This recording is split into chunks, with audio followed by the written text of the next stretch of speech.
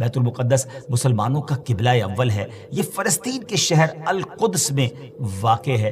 بعض نے اس شہر کو بھی بیت المقدس کہا ہے۔ اس میں کوئی شک نہیں کہ بیت المقدس یہودیوں، عیسائیوں اور مسلمانوں تینوں کے ریلیجن کے لیے مقدس مقام کی حیثیت رکھتا ہے۔ حکیم الامت مفتی احمد یار خان نعیمی رحمۃ اللہ تعالی لکھتے ہیں کہ چونکہ اس زمین میں حضرات انبیاء کے مزارات بہت ہیں، اس لیے اسے قدس کہا جاتا ہے۔ حضرت سیدنا سلیمان علیہ نبینا علیہ الصلوۃ والسلام کا مزار مبارک اور عالم اسلام کی مشہور و معروف مسجد اقصیٰ بھی اسی شہر میں واقع ہے۔ رہی یہ بات کہ اس کا سنگ بنیاد کب رکھا گیا، کعبہ معظمہ کی بنیاد ڈالنے کے 40 سال بعد سیدنا آدم علیہ نبینا علیہ الصلوۃ والسلام یا ان کی اولاد میں سے کسی نے اس کی بنیاد ڈالی۔ پھر اس کی تعمیر حضرت سیدنا سام بن نوح علیہ نبینا علیہ الصلوۃ والسلام نے کی۔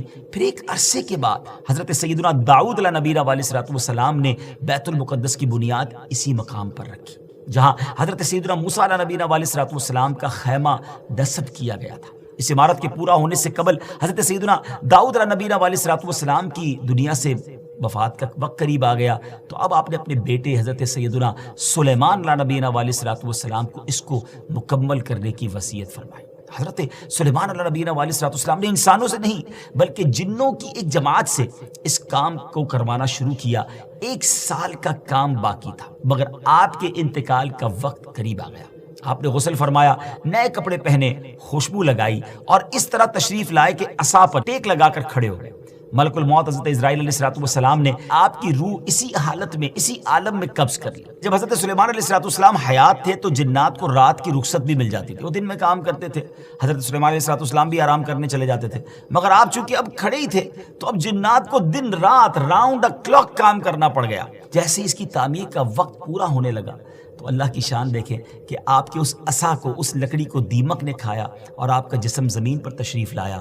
پھر لوگوں کو بھی پتہ چلا اور جنات کو بھی پتہ چلا کہ حضرت سلیمان علیہ الصلوۃ والسلام دنیا سے جا چکے ہیں۔ اس کی تعمیر کی تکمیل چونکہ حضرت سلیمان علیہ الصلوۃ والسلام کے زیر نگرانی ہونی تھی، اس لیے اس عمارت کو ہیکل سلیمانی بھی کہا جاتا ہے۔ حضرت سیدنا آدم علیہ الصلوۃ والسلام سے لے کر حضرت سیدنا موسیٰ علیہ نبینا علیہ الصلوۃ والسلام تک کعبہ یعنی بیت اللہ شریف ہی کعبہ رہا۔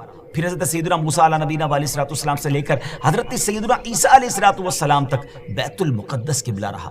اور ہجرت کے بعد مدینہ منورہ میں بھی مسلمان 16 یا 17 مہینے تک بیت المقدس کی طرف ہی رک کر کے نمازیں پڑھتے رہے۔ ہجرت کے 1 سال 5.5 مہینے کے بعد 15ویں رجب پیر کے دن مسجد بنی سلمہ میں نماز ظہر کے درمیان قبلے کی تبدیلی ہوئی اور اللہ پاک نے پیارے آقا علیہ الصلوۃ والسلام کی خواہش کے مطابق مسلمانوں کا جو کعبہ ہے، قبلہ ہے، وہ کعبہ کو فرما دیا اور اب مسلمان کعبے کی طرف رک کر کے نماز ادا کرنے لگے۔ اس مقام پر آج بھی مسجد قبلتین قائم ہے۔